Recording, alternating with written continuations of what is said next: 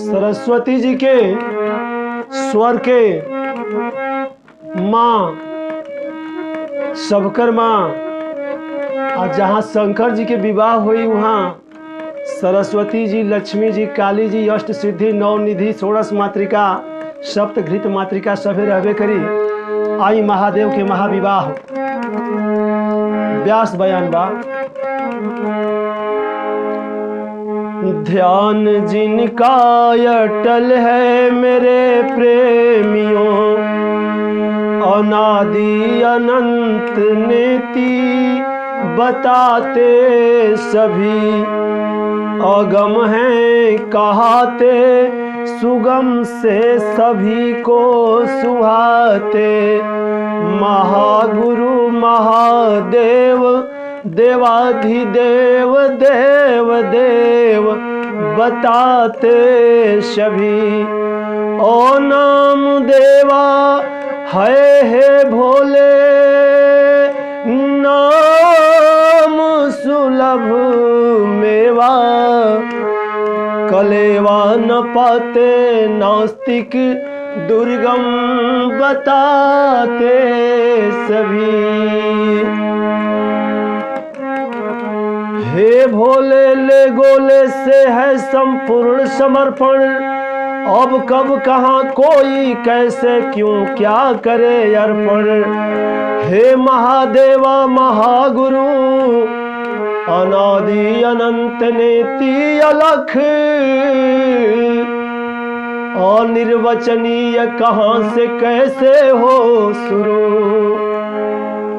और छोर start last, शुरू अंत जौन सी के रहेला वो चीज में कहल जा सकेला। लेकिन शंकर जी के न और बा न छोर बा। वो कैलाशी हुआ, अविनाशी हुआ, सन्यासी हुआ। लेकिन जे जहाँ से पावता तहें से गावता, वही जे ले बतावता। जे जितना पावल उतने बतावल। लेकिन ई ना कोई कह सकेला कि हम जौन पाके बतौनी है बस इतने है। सब कह दे कि आगे सरकार दादाजी ठकुराई जी आपो लोग पता लगाई और कितना बा। ई कोई ना कहे कि हम पूरा बताओ तनी। देखी तारकासुर राक्षस परेशान कैले बा। तीनों लोग के तबाह कैले बा। लोग सब देवता लोग ब्रह्मा जी के पहुंचल बा। आ ब्रह्मा जी से कहले बा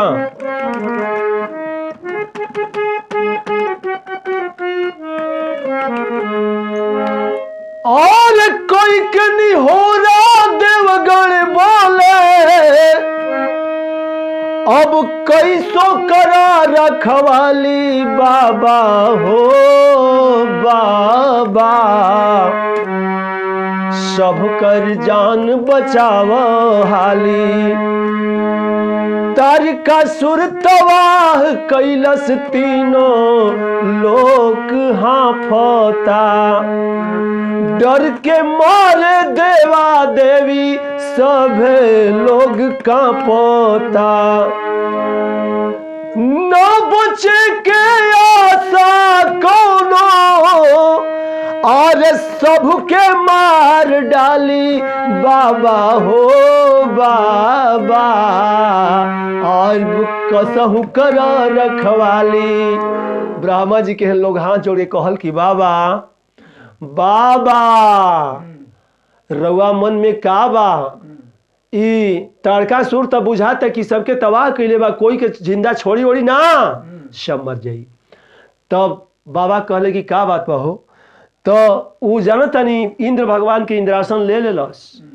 अब कोई ठीक ठाक रहे के उम्मीद नहीं खे रहुए ना।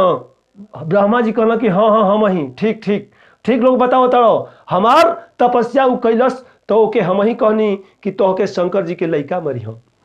तो ई लोग कहला कि तो शंकर जी के लइका होई हाँ कैसे। शंकर जी बैठल बाड़े तपस्या पे।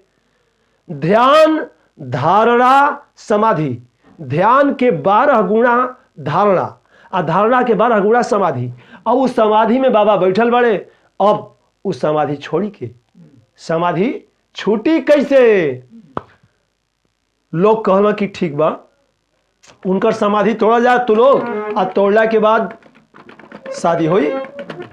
पार्वती जी तो 16,000 बरिस ले तपस्या करत तड़ी हो, हिमाचल के लड़की है। आप शंकरे जी से विवाह करे बदे 16,000 बरिस तनी मनी ना कहला ए दादाजी, 16,000 बरिस। और बसलन कैलाश पे, आजालन विश्वास पे, बसलन कैलाश पे, आजालन विश्वास पे, सेवकवन पे आपन ध्यान देवेलन। ओढ़र दानी हवन हो,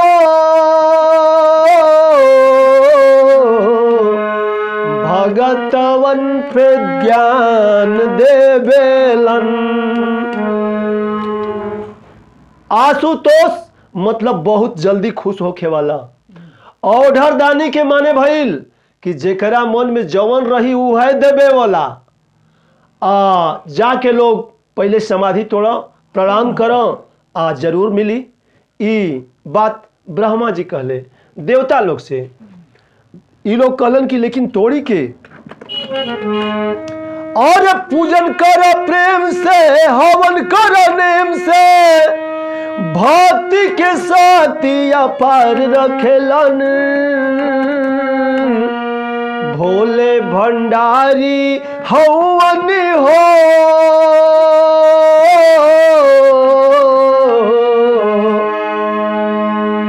नाही गंवार रखेलन।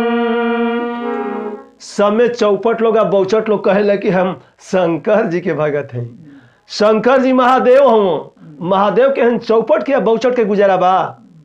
एकदम जाने के चाहिए हवन का कहाला, पूजन का कहाला, ध्यान का कहाला, ज्ञान का कहाला, सही प्रेम का कहाला। सत्यम शिवम सुंदरम जे जानी उ शंकर जी केहन रही। ई नहीं कि एगो पान खातिर 5 बेर झूठ बोलनी, एगो चाय पिए खातिर 10 बेर झूठ बोलनी।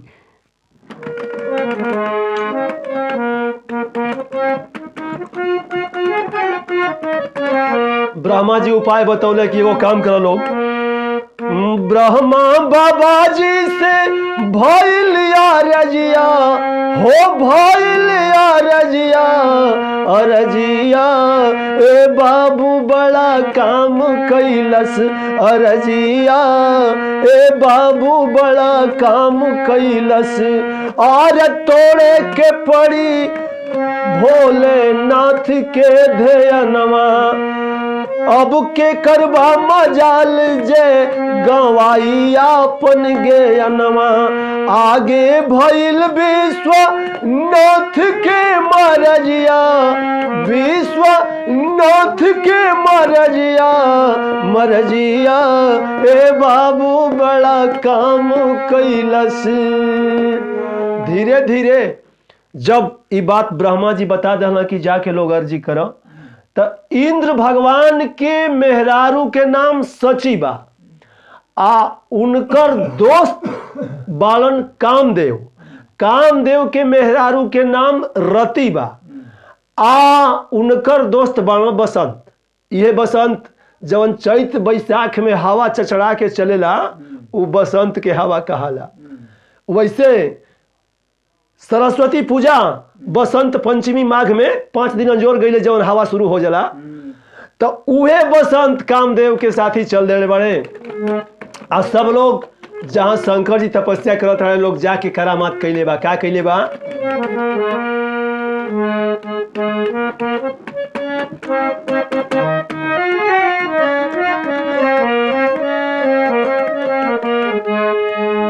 अरे कहले सची पति कैले रतिपति तैयरिया, आहो कि आई गईले ना भोलेनाथ जी के भिरिया, आहो कि आई गईले ना।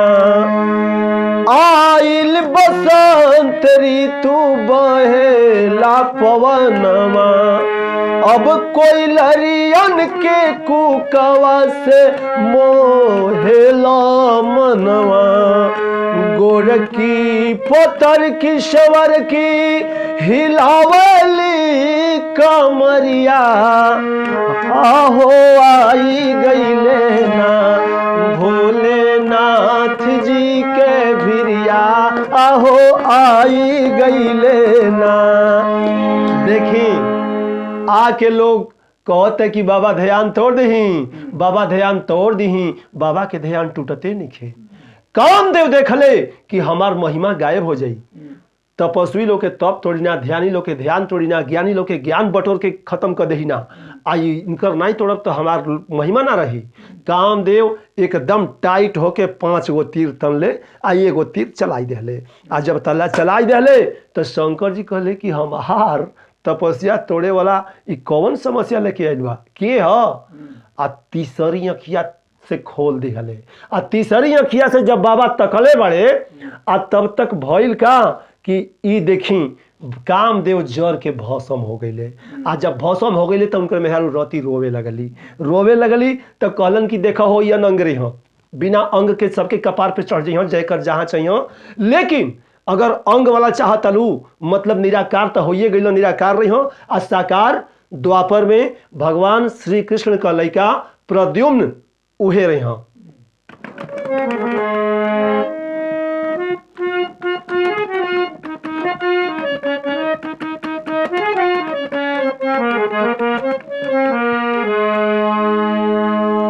और खोलो नयनवा बाबयानवा हमार मानवयानवा हमार तोरब ध्यानवा बायलनवा हमार। खुलत तीसरी अखिया के कामदेव जर गइलन। बिलखेली रति भोले मोर पति मर गइलन। अनंग प्रद्युम्न कामदेव के महिमा माया पार, अरे महिमा माया पार। जय हे भोले जोगिया जाने शोभे संसार, जय हे भोले जोगिया जाने शोभे संसार। बाबा का काम कर दिले। आगे देखी अब लोग डराए लगल, देवता लोग की आही दादा कामदेव जोर के भौसम हो गईले, हमनियों के झोंकरी का करी। ये लोग गनगन गनगन कांपत अड़न। तो बाबा से लोग कहल कि बियाह करे के बा। बाबा कहले एक तरह तो बाबा के शंकर जी के बहुत बियाह भइल बा, लेकिन कहलन की दुनिया हमके समझी दुआह, आ हमरा से केवल लड़की करी बियाह। हमरा के यही तरह चारों ओर लोग कहेला बौराह। अब कैसे पकड़ाई ई राह। ई लोग कहला कि ना ये बाबा आप खातिर बहुत बड़ तैयारी बा बियाह खातिर, ना ही बियाह करब तो सब सृष्टि समाप्त बे। बाबा कहलन कि हमार बियाह होई, लेकिन तब हम तब मानब कि पहले जाके वो लड़की के बियाह काटा जा, आ भर पेट काटा जा। अगर कोट जाई तो ठीक बा, आ ना ही कटी बियाह तो हमार बियाह होई। पार्वती जी के लोग केहन लोग गइल बा, आ बियाह काटे गइल बा।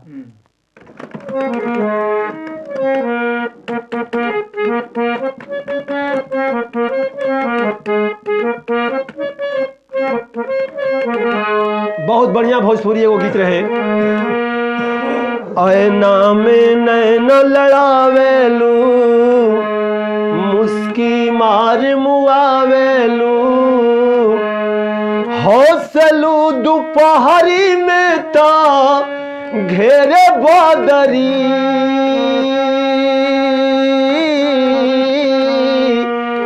बोला बोला हो चिड़ैया कहवा गिरी बिजूरी।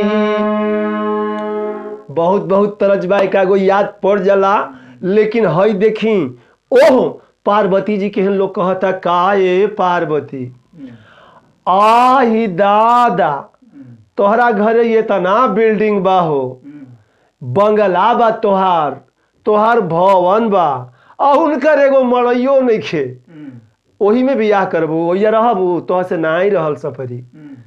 उनका केहन का मिली हो, न दाना बा न खाना बा, उ कुछ ना ही कर सकेलो। पार्वती जी कहली कि है का, तो ये लोग कहता क्या कहता कि जंगल में मंगल माने लू, बुढ़वा के अपन जाने लू, और चुने लू ऐसन दुल्हा हो से सबही, बोला बोला ये बाची का बाकी बही। लोग कहल कि आही दादा, ई दू मुट्ठी खर लाव जरे बखरी, हंसे गोतियवा बजावे थपरी। काहे के गोतियन के हंसौले बाड़ू, तू राजा के लड़की बाड़ू, लोग इहे ना तना मारी तोहरे माई के बाप के, तो कम से कम अपन खानदानों पे ध्यान द, उहे भिखारी संगे शादी करबू। पार्वती जी कहली कि तू लोग जा नहीं, तू लोग अपन जा काम करो, हम जानतानी कि तू लोग ढेर जानता लो, लेकिन तू लोग ले बेसी हम जानतानी, आ तू लोग जा। ये लोग कहल कि हमनी के तो जेबे कल जी, लेकिन दाया आ जाला, मोह लाग जाला, मोहिया लाग जाला हो। यही से कनी हल जा कि या ही दादा लड़की के अपने से नहीं समझ में आवत तक कुछ समझा देवे के। अरे हाल डेंजर, उनकर हाल चाल, अरे इहे ना देखा जाला हो।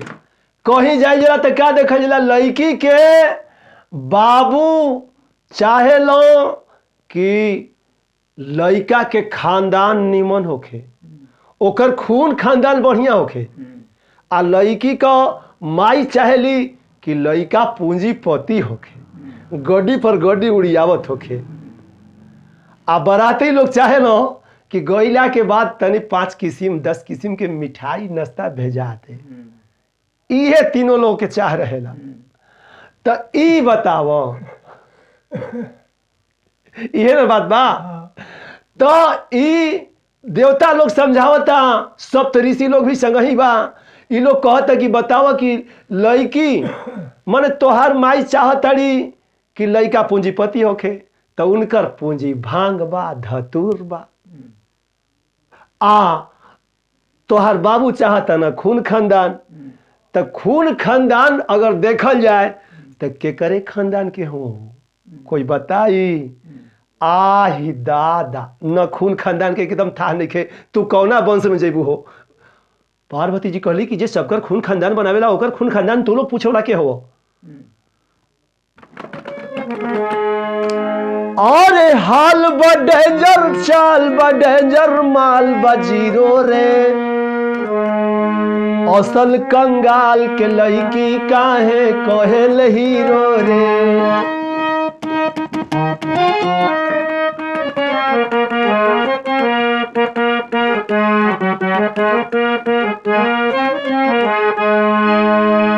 हाल बडेंजर, चाल बडेंजर, माल बजीरो रे, ओरिजिनल कंगाल के लड़की काहे कोहेल हीरो रे। माने हर तरह से रहन सहन बोल चाल कोनो काम के नहीं खे ये पार्वती। पार्वती जी कहली कि बिना पूछले इतना बकबक करत रह तू लोग भगवा की बाह ध के भगावे के पड़ी। उ लोग कहला कि नहीं जाता नहीं जा। पार्वती जी कहली कि देखो महादेव के शिकायत, देव के शिकायत, अपन प्रेम के शिकायत, माता पिता गुरु के शिकायत, इस सबकर शिकायत सुनला पे बड़ा भारी पातक लगेला, दोष होला। तो तू लोग ऐसा मत करो, मेहमान भी भगवान होलो, एकरा चलते तू लोग के हम नहीं भगावत, लेकिन तू लोग ऐसा कमुए करत रहो। पार्वती जी कहली कि देखो अनादि देव आदि देव, देव देव महादेव हैं, जगत गुरु सदगुरु महागुरु महादेव हैं। तू मगन गगन पे थूक के देख, तेरे पर ही आवेगा। सत्यम शिवम सुंदरम को लोभी लबार गवार क्या आजमावेगा। और नाम देवा कर्म ही करवाता है कुख्यात। ओ कर्म रहा सुकर्म तो बन जाओगे विख्यात।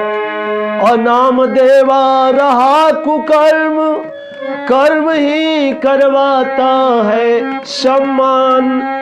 कुख्यात विख्यात प्रख्यात करे करवाता अपमान। बियाह काट के लोग हार गेले, बियाह नहीं कटल। आ जब नहीं कटल बियाह तब शंकर जी के लोग गइल कहल कि बाबा बियाह तो लड़की कहतिया एकदम ओरियाइल बियाह, बियाह काटे वाला हमनी के हार के नहीं जा। तो शंकर जी कहले कि ठीक बात है बियाह होई। आ बियाह जब होई तो होई।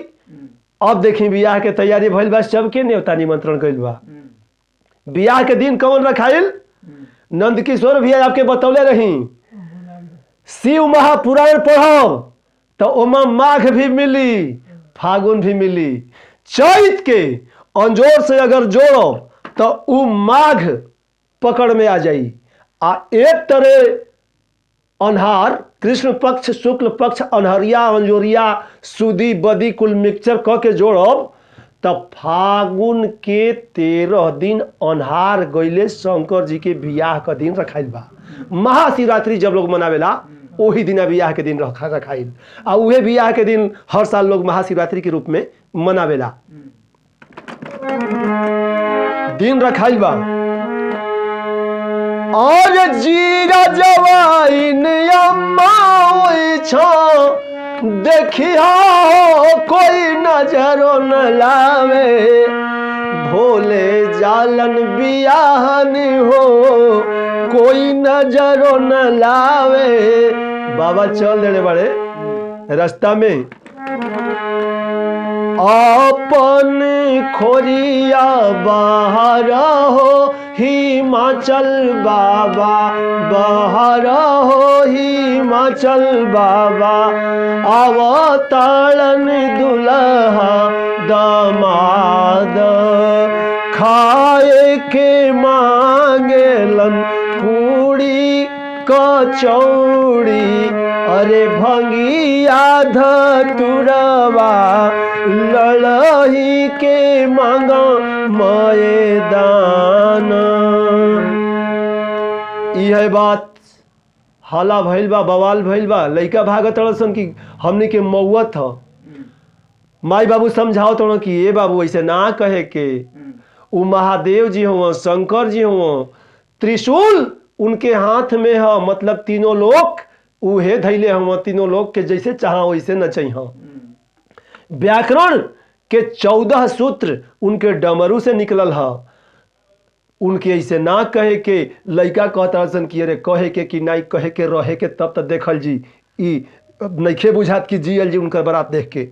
कोई के 10 मुड़ी कोई के 20 मुड़ी कोई के मुड़िए नहीं कोई के देह भर आँख कोई के आँखिए नहीं कोई के 55 गो हाथ कोई के हथवे नहीं। जस दुल्हा तस बने बराता गोस्वामी जी श्री रामचरितमानस में लिखले बानी।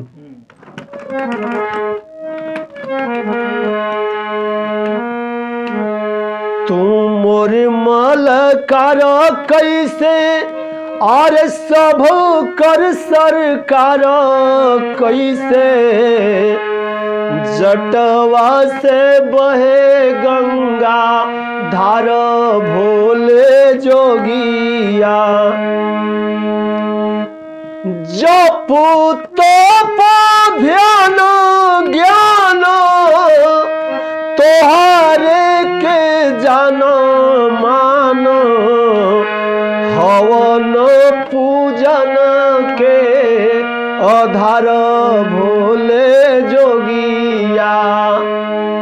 पार्वती जी के हन ई आवाज पहुंचल बा। अगना में सभे लोग कहता कि बाप रे बाप हैसन हाल बा। यही खातिर तपस्या कैलू ह का हो सकी। पार्वती जी प्रार्थना कैली कि का शंकर जी का प्रभु इहे बा सबके हंसाइब आजो हंसाइब। अरे आज तो इज्जत रख दे बाद में कुछ करब।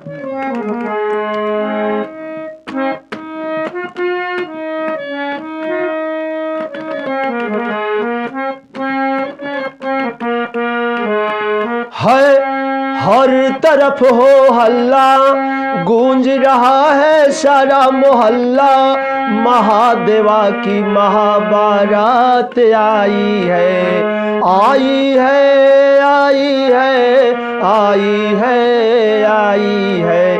आनंद मढ़ा हुआ बाजा, चमड़े का ततबाजा है तार हो, सुशीर का होवे हवा से वादन, घन घना है यार।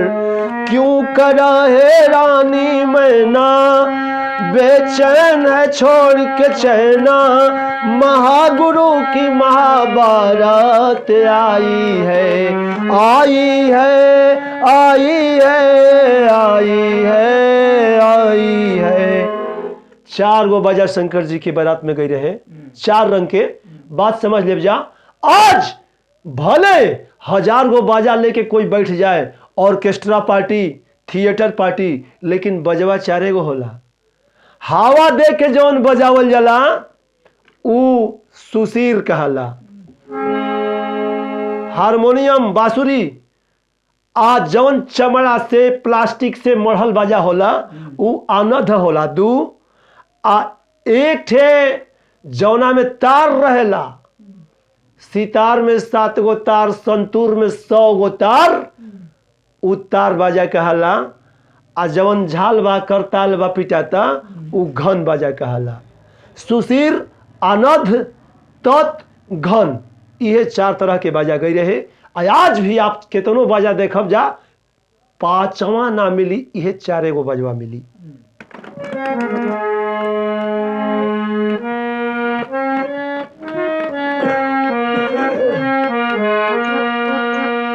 पार्वती जी के माई बाहर निकलल बड़ी, देखले बड़ी दुल्हा के घर में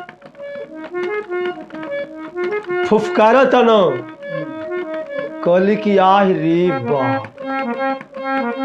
सांप, हाय बिच्छू, करिए या भुवर की दोनों वाली सन, गोंजर, आही दादा, कवना जंगल में से, कवना वन में से, कवना पहाड़ के फाटी में से निकल के ई बर ह कि बरनाट ह कि ये बाबू।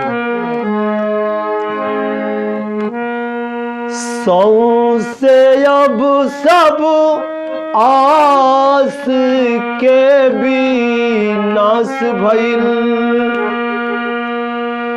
सहल नहीं खे जात रे दैवा, करेजा फाटता, सहल नहीं खे जात रे दैवा, सभे उत्साह उमंग खुशी उल्लास गई, सौ से अब सब आस के भी नाश भइल। कल की है पहले नारद के खोजा जा केहर बड़न उ अगुआ। नारद जी 9 2 11 बनो कि मैना रानी राजा हिमाचल गरम हो जी हाँ तो हमार धर्म बचावल मुश्किल बा। आ क्रोध में कब का कहा जाई। आज तनी मनी क्रोध के बात बा, बहुत जबरदस्त क्रोध की बात बा, आ बहुत बेजोड़ क्रोध की बात बा, बहुत बेजोड़ क्रोध की बात बा। आइए तो ऊ मैना रानी घबराइल वाली आ सोचा ताड़ी विवेका जी यहाँ आइए ना। ऊ जो है तब तक नारद जी ऐलन पकड़ के। मैना कहली कि का हो काज नारद जी कैसे लगुआई भइल हो। ऊ कहलन कि हे माई उहो माई ऊ तो जगत के माई वाली अगुवाई हम कोनो खराब नहीं कैले। आप लोग खुदे देखले हैं अपन दमाद के, अब हम का करी पूछी सब देख ले बा। आ ऊ सबकर आधार बड़न कहले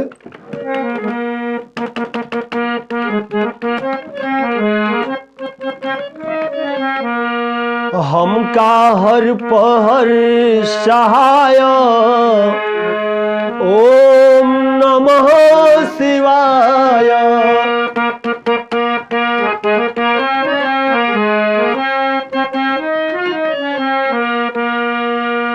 ओम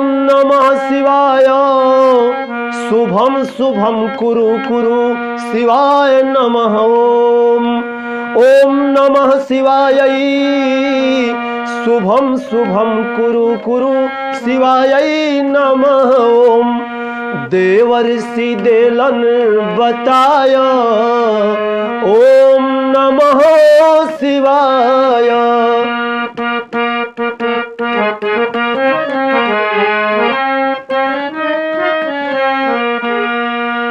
भवाय भवनाशाय महादेवाय धीमहि। उग्राय उग्रनाशाय शर्वाय शशिमौलिने। नारद मैना के समझाय। ओम नमः शिवाय।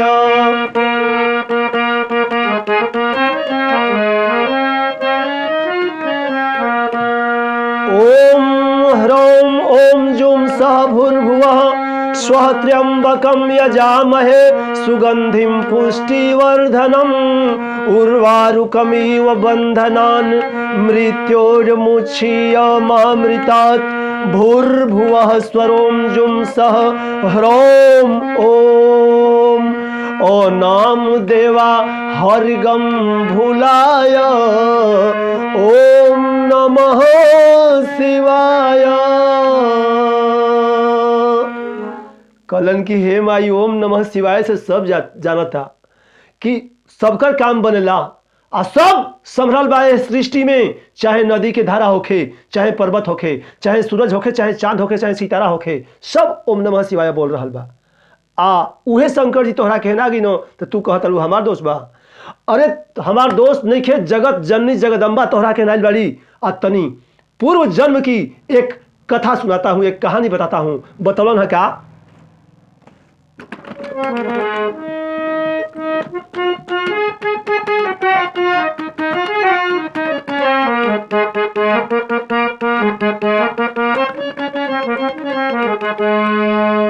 और झूठे धार तारू आखियन से पानी रानी जी। हम तोह के सुनाई पूरब जन्म के कहानी रानी जी।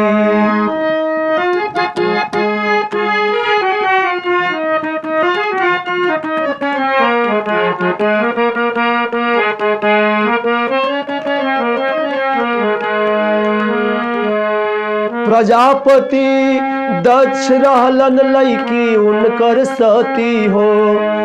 अब राजा हिमाचल लागा भइल बाड़ी पार्वती हो। और बिरथा जाल नहीं देव ऋषि के बानी रानी जी। हम तोह के सुनाई पूरब जन्म के कहानी रानी जी।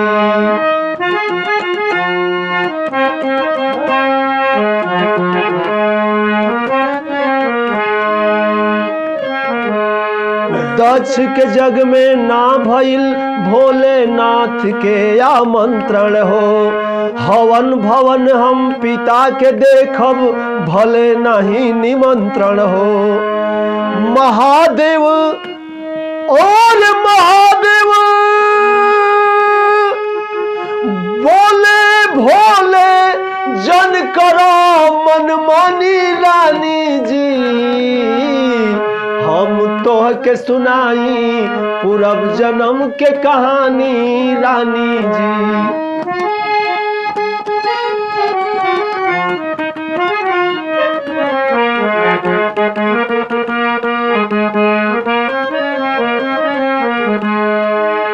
बिना शिवांश के पूजन देखते दे देहली ब्राह्मण गण के साप हो। भलाई नहीं खे बुराई होई भइल भारी पाप हो। लबार गवार लबरा दक्ष भइलन बकरा के बनी रानी जी। हम तोह के के सुनाई पूरब जन्म के कहानी रानी जी।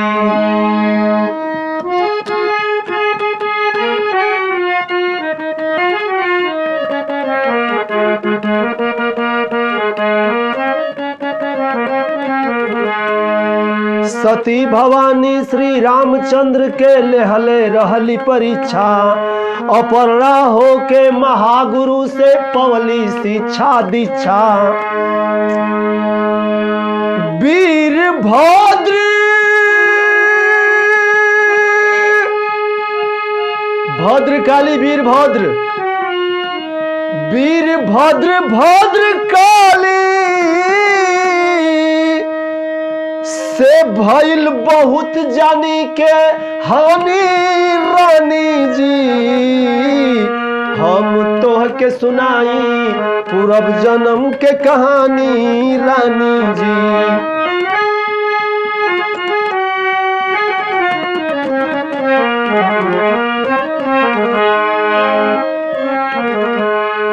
अनाम देवा अनादि शक्ति माँ उमा पार्वती, अनादि अनंत नेति भोले भंडारी सब कर खासमती। विश्वनाथ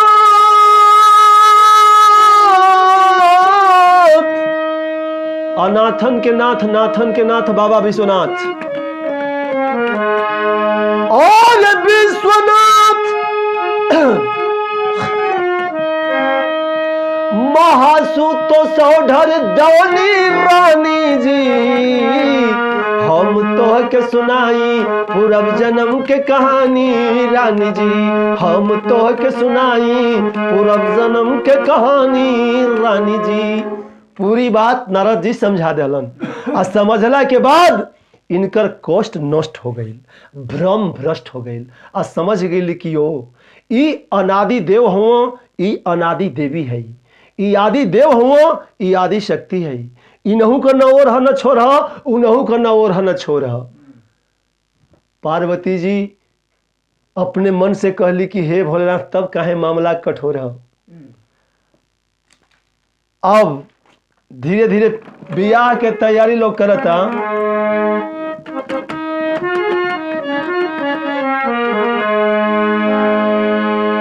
अरे आपन गेटवा पढ़ल लिखल सखी लोग गेटवा कहता, आ जे तैसा कम पढ़ल बा उ दुअरवा कहता कि आपन गेटवा सजाव हो कवन बाबा। हिमाचल बाबा आई गईलन दुल्हा दमाद।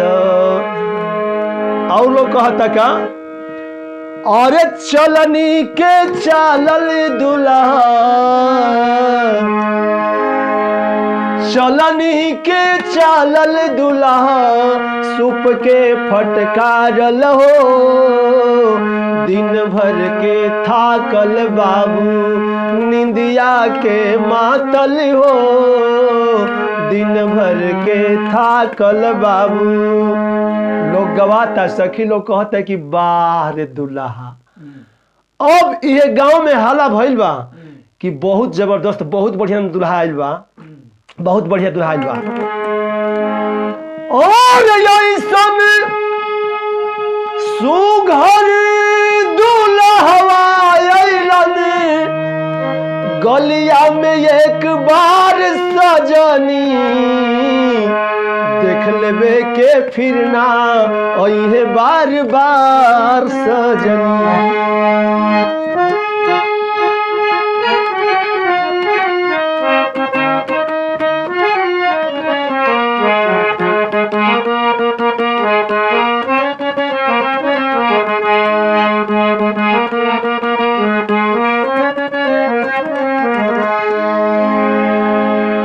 बियाह शुरू बा, पंडित जी लोग मान लही, तिलक चढ़ गई, द्वार पूजा हो गई।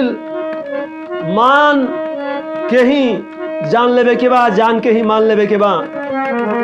पंडित जी लोग मंत्र पढ़ता और सखी लोग गावता। आयर पंडित जी लोग मंत्र पढ़ता है, क्या पढ़ता? भो महासुतो सौधर दानी नमामि नमो नमः। भो महागुरु नमामि नमो नमः। अहम ध्यायामि पूजयामि नमस्करोमि नमामि नमो नमः। स्वागतम शरणागतम पाहि मां रक्ष मां त्राहि मां। महादेवः नमामि नमो नमः। ओम अपवित्रः पवित्रो वा सर्वावस्थांगतो अपि वा यः यस्मरेत पुंडरीकाक्षं सबाह्याभ्यन्तरः शुचिः। पुंडरीकाक्षं सबाह्याभ्यन्तरः शुचिः। अपुंडरीकाक्षं पुनातु पुनातु पुनातु।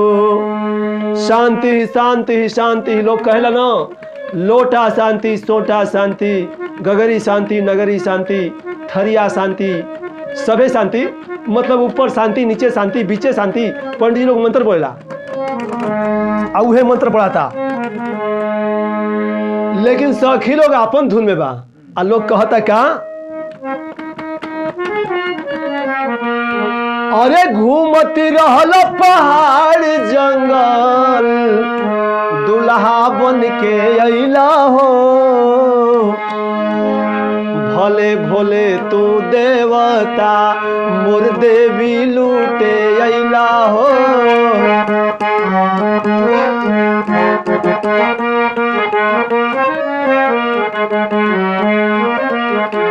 और लोग कहता का, अरे यही जे के सुटवा बाबू तिलकवा पर इहे न चढ़ रहे हो। आपन तो के सियावे के नहीं देवा का। ए हरे का गइल ड्रेसवा पहिर के हराइल बड़ो। आही दादा तोहर पूंजी के था लग गई। अरे यही जे के सुटवा भोला यही जे पेन के अइला हो। काहे के ब्रह्मा विष्णु दुल्हा बनवलन हो।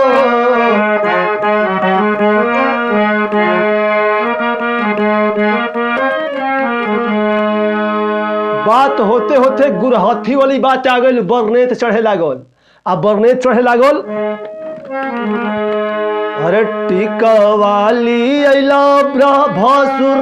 भसुर के रोल ब्रह्मा जी कैले बड़े। अरे टिकवाली अइला ब्रह्मा डिबिया में मूंद के। खोल के देखावा ना तो गारी देवो चुन के।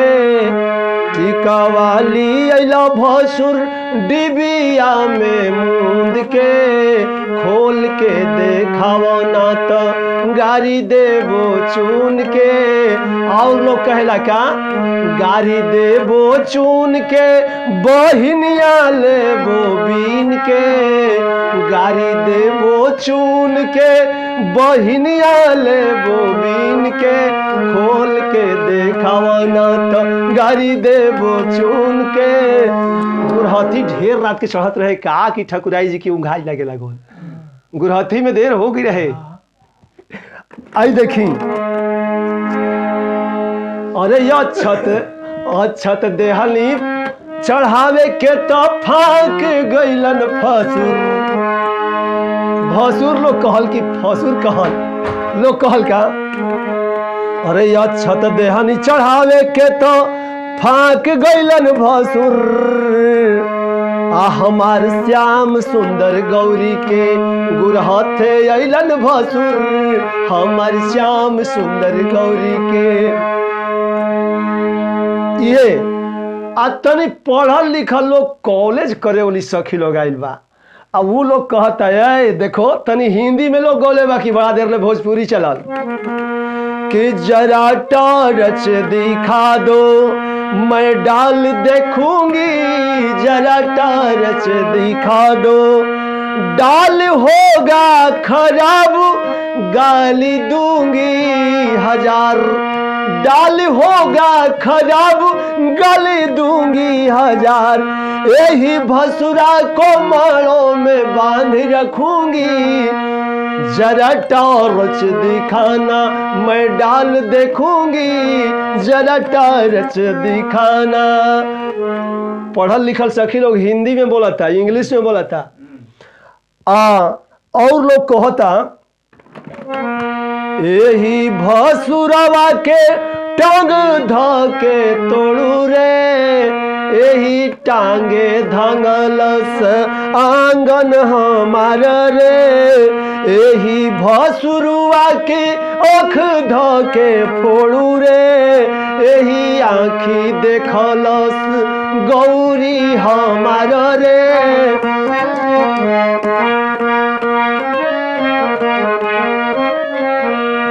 एही भसुरुआ के आदत खराब रे एकरा के धके हाली दाढ़ी कबार रे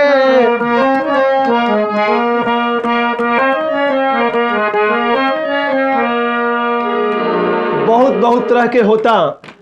बरनेत के बाद बियाह के तैयारी भइल बा आ बियाह के तैयारी भइल बा मतलब कपड़ा उपड़ा बियाहुती सब लोग पहन ले बा। अब बियाह के तैयारी जब होखे लगल तब देखी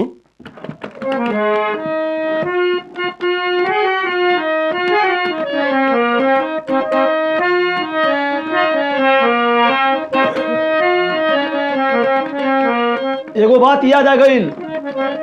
इंटरनेशनल विदेश सबसे पहले हमार भोजपुरी भजन जौन पसंद कैले रहल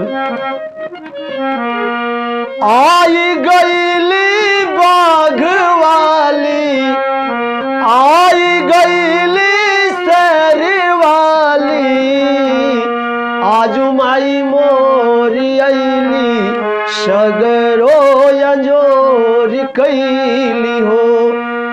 यह भजन देवी गीत हमार सबसे पहले इंटरनेशनल बनल बा। मतलब यही गीत से हम सबसे पहले इंटरनेशनल बनल बानी।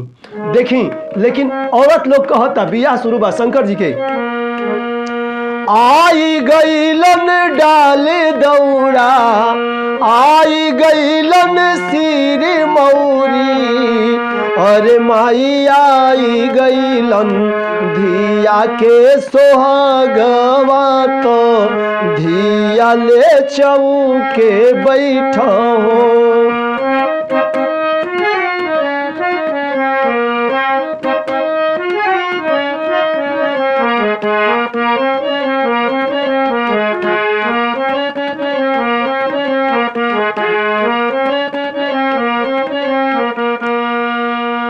मड़वा रखबो डाल दौड़ा कोहबर रखबो सिर मौरी अरे माई मड़ावे रखबो धिया के सोहागवा तो धिया ले चौके बैठ हो।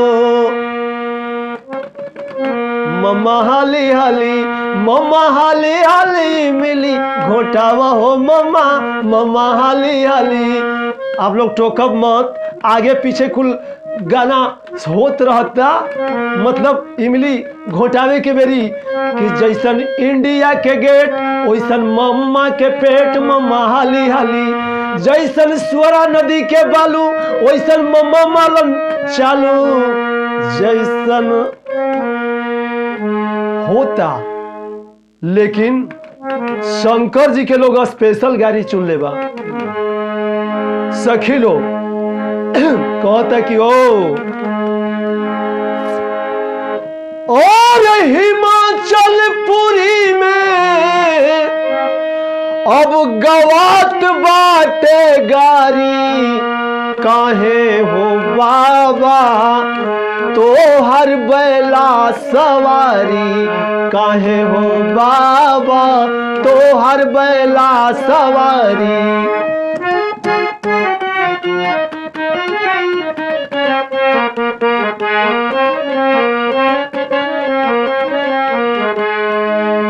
तोहरा से पूछी हम ए त्रिशूल धारी और झूठे झूठे लोग भंडारी कहे हवा भिखारी काहे हो बाबा तो हर बैला सवारी।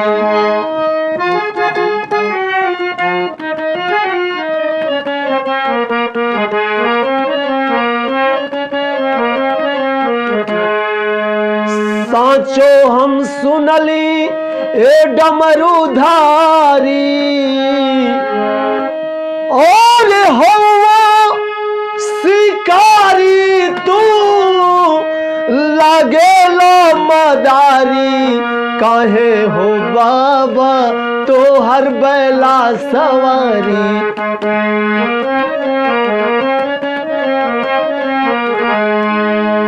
श्वेतांबर पीतांबर रक्तांबर धारी ओ मृगंबर बाघंबर दिगंबर धारी काहे हो भोले तो हर बैला सवारी।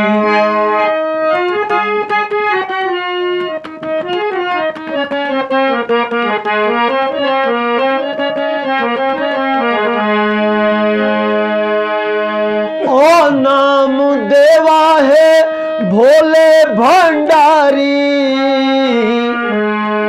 लोग कहले बा और खिसियई हो जल भोले ओइला ससुरारी काहे हो बाबा तो हर बैला सवारी काहे हो भोले तो हर बैला सवारी। लोग कहल कि तोहरा के बैले मिल ह आही दादा।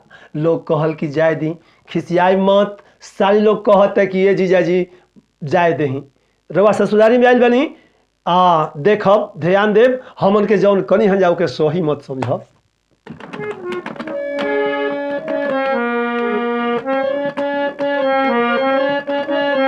कन्यादान के टाइम धीरे धीरे हो गइल बा।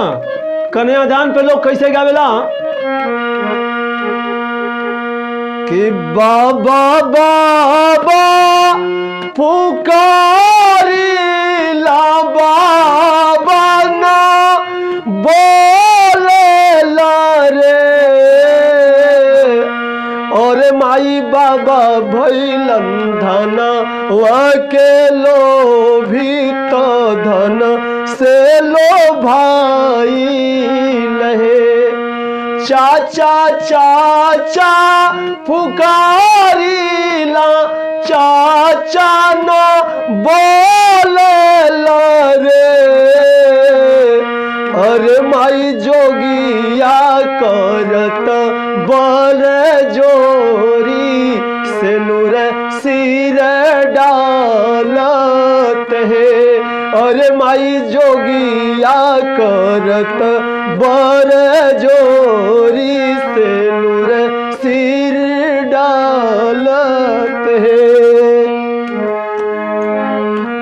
कि बेर बेर बरी जिले बाबा हो ही मचल बाबा झांझर मड़वा जन छावा जी होते सुबहवा फुटते किरनिया लागे सूरज मल के जोत जी कह तू तये बेटी तमुआ तनवती रखती सूरज के छिपाय जी काहे लागी बाबा हो तमुआ तनैब काहे रखब सूरज के छिपाय जी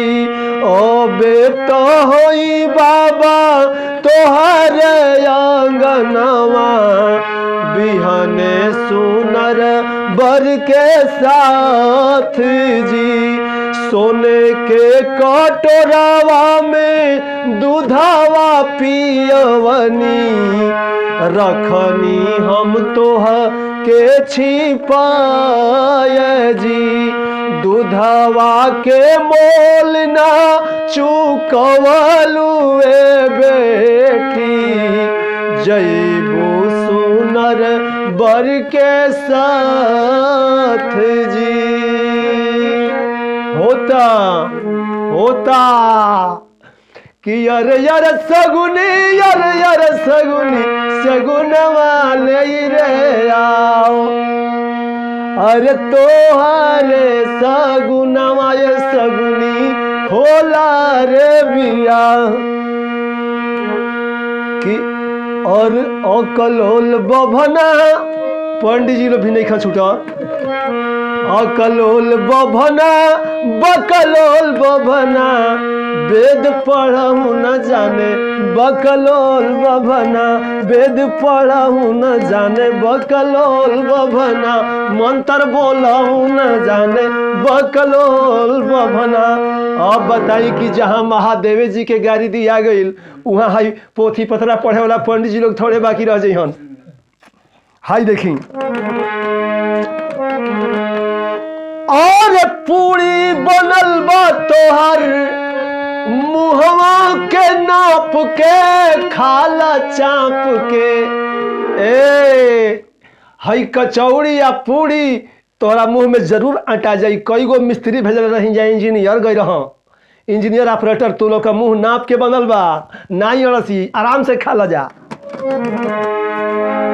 और पूरी बनल बा तहर मुहवा के नाप के ठूसो चाप के का लागल बा तहरा बाप के खाला चाप के।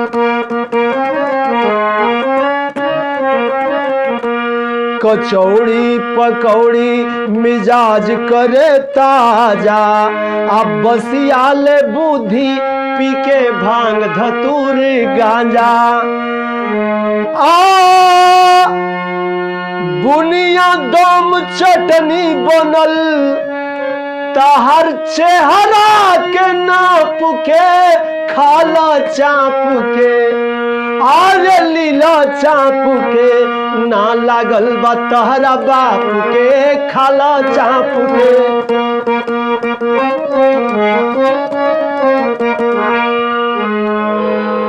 का कहो एकदम चुपचाप बर्दाश्त करे के बा लेकिन अब लोग जब तक ससुरारी में आप लोग भी गए हो सरकार हम भी गए बानी सब में किरोध केतनो किरोध करब लेकिन वो किरोध को विरोध करे वाला भी बड़ी बलन आ लोग नहीं माने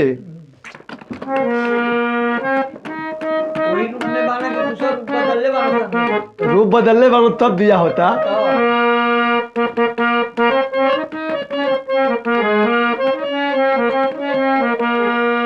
और कैलाशी काशीवासी जय अविनाशी सन्यासी पूजो ध्यानवा लगाई जी नहीं बोलन बाप तोहर नहीं महतारी कौन गुरु दिहलन ज्ञानवा जगाई जी कैसन हो खेती बारी के हवर खरी हो नवा केतना करेला कुल कमाई जी के हवर मकान हुए के हवर दुकान हो हमरो के दे तो तू बताई जी के जान कैसे सखी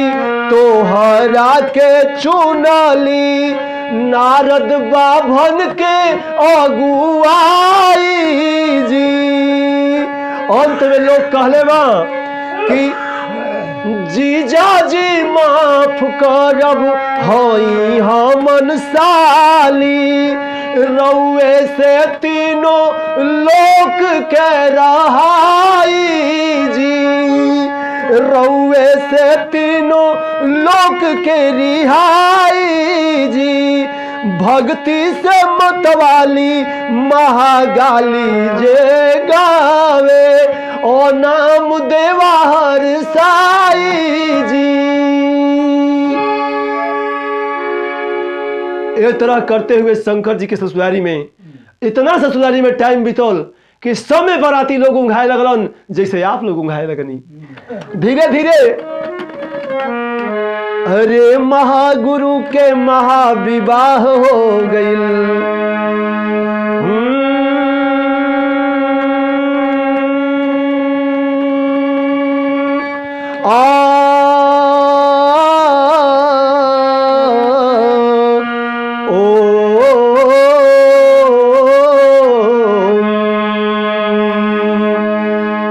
महागुरु के महाविवाह हो गईल। महादेव के महाबरात रहल गवाह, महादेव के महाबरात रहल गवाह।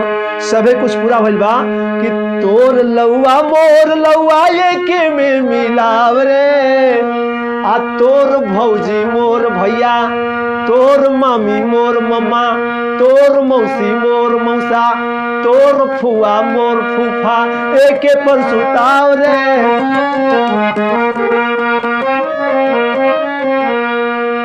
बंदा का सेहरा बंदी का सुहाग, जोड़ी जुग जुग जिए।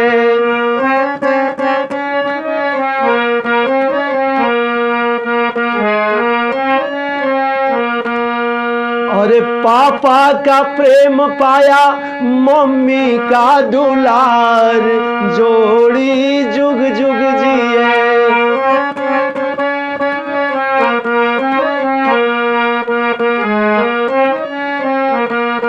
हो जोड़ी जुग जुग जिए। बंदा का सेहरा बंदी का सोहाग, जोड़ी जुग जुग जिए। बंदा का सेहरा बंदी का सोहाग, जोड़ी जुग जुग जिए। अरे यथाह महिमा रहल या पार भोले जोगिया हो। अन्ना पावल कबो केहू पार भोले जोगिया हो। कार्तिक के सडानन के भइल बा अब जनमवा। स्कंद कैलन तारका सूर के बधनवा, तब सब जाने जहानवा जमानवा। कर्पूरी गौरम करुणावतार भोले जोगिया हो। नाम देवा के नैया के पतवार भोले जोगिया हो।